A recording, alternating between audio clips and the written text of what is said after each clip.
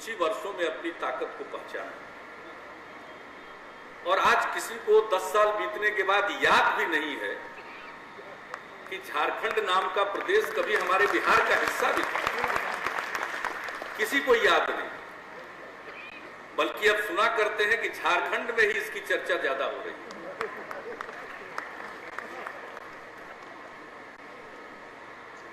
तो यहां के लोगों का कमाल। उस समय मैं कहा करता था, जब हमारी सरकार बनी तब हमने इस बात पर जोर भी दिया था कि भले ही खान और खदान झारखंड में चले गए हों, लेकिन विरासत हमारे साथ है।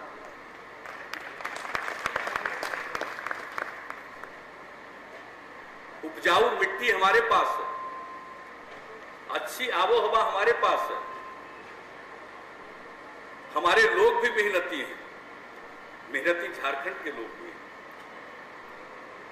तो हमारी जो ताकत है, इसके आधार पर हम आगे बढ़ेंगे।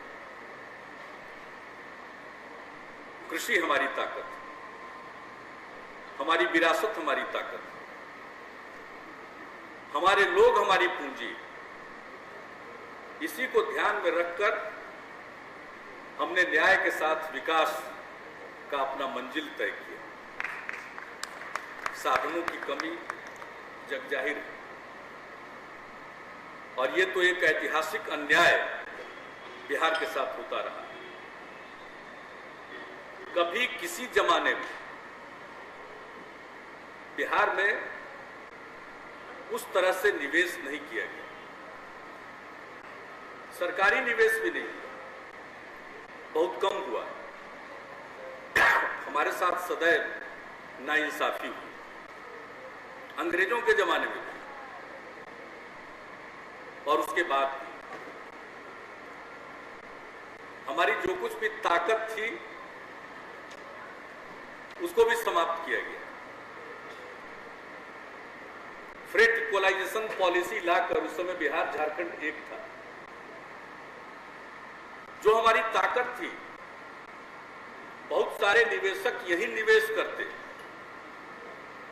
और केंद्र ने ऐसी पॉलिसी बनाई कि यहां का आकर्षण ही समाप्त कर दिया। अंग्रेजों ने भी जब सबसे पहले गन्ना पर आधारित उद्योग की स्थापना शुरू की, तो बिहार और पूर्वी उत्तर प्रदेश में गन्ना मिलें ज्यादा लगी।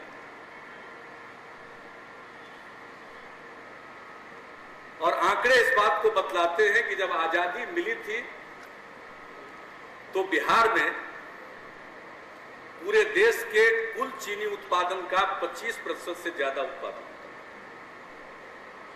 और केंद्र की कमाल की नीतियों के चलते आज हम कहां पहुंचे? 2% चीनी का उत्पादन देश में जितना हो रहा उसका बिहार में। हमारी ताकत क्या थी? उन जगहों पर चीनी गन्ना पर आधारित उद्योग लगे जहां न जाने 29 बार इरिगेशन देना पड़ता है गन्ना की फसलों को, और हमारे यहां कोई इरिगेशन की जरूरत नहीं थी। तो ये भी कमाल की नीति हुई कि ये सारे उद्योग यहां जो लगे थे वो बंद होते गए और दूसरी जगहों पर स्थापित होते गए। हम ग्लोबल समिट कर रहे हैं। आखिरकार ये भी सोचना चाहिए कि देश के अंदर समावेशी विकास की बात करते हैं, इंक्लूसिव ग्रोथ की बात करते हैं। इंक्लूसिव ग्रोथ का मतलब क्या होता है? इंक्लूसिव ग्रोथ का मतलब होता है देश के सभी हिस्सों का विकास और समाज के सभी तबकों का विकास, चाहे वो अल्पसंख्यक समाज के हों, महिलाएं हों, अनुसूचित जाति जनजाति के लोग हों या पिछड़े वर्गों के लोग, सबों का विकास होना चाहिए और सभी इलाके का विकास होना चाहिए। ये नहीं होना चाहिए कि विकास के कुछ टापू बना दिए जाए, जैसे आज पश्चिम और दक्षिण में हुआ, और कुछ इलाकों को छोड़ दिया जाए। तो जो ताकत थी हमारी और जिसके आधार पर हम भी आगे बढ़ सकते थे, चाहे वो सार्वजनिक निवेश का प्रश्न हो या हमारा जो एडवांटेज था उसको नजरअंदाज किया गया, अनदेखी की गई। और ये कहना अतिशयोक्ति नहीं होगी कि हमारे साथ अन्याय किया है, तो आज हम इस हाल में पहुंचे। लेकिन सब चीजों के बाद हमने विकास का मार्ग तय किया और इसमें हमारे लिए न्याय के साथ विकास का ही मार्ग,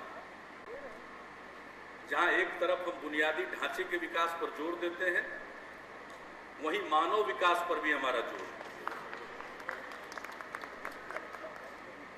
तो इस दोनों चीजों को सामने रखकर हम आगे बढ़ने की कोशिश कर रहे हैं और आज भी कृषि के क्षेत्र में हमारी ताकत है, हमें पहचानना होगा और उसको ध्यान में रखकर पिछले 4 वर्षों में कुछ काम हम लोगों ने शुरू किया है।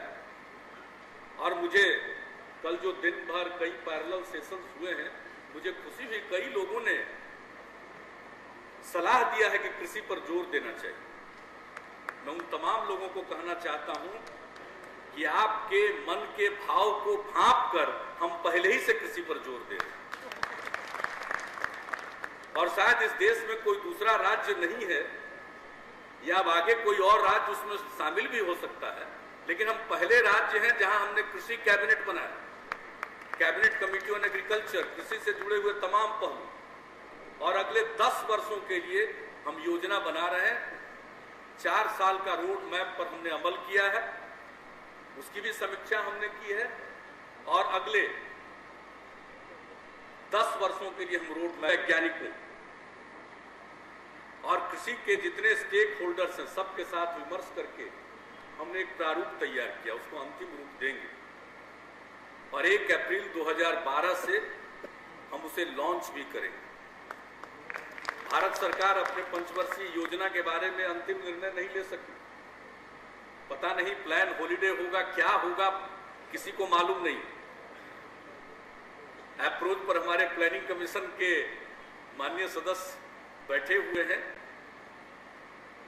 लेकिन हम उम्मीद करते हैं कि आपने भी महसूस किया है, योजना आयोग ने भी और भारत सरकार ने भी, कि दूसरी हरित क्रांति देश के पूर्वी हिस्सों में आएगी। उसी पूर्वी हिस्से में बिहार भी है। हमने उससे आगे बढ़कर इंद्रधनुषी क्रांति का खाका तैयार किया और मुझे उम्मीद है कि अगले 5 वर्षीय योजना में दिखावे के लिए नहीं, 400 करोड़ रुपए से कोई दूसरी हरित क्रांति नहीं आएगी। हमने 1.5 लाख करोड़ से भी ज्यादा की योजना बनाई है, अगले 5 वर्षों में हम कृषि के क्षेत्र में लगाएंगे। आपका सहयोग चाहिए। तो कृषि के क्षेत्र में तो बहुत काम हो सकता है और विकास का पैमाना क्या होगा?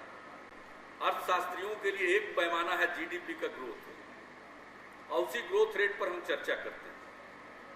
राज्यों के लिए जीएसडीपी, लेकिन उसके साथ साथ हम ये मानते हैं कि आमदनी कितनी बढ़ी।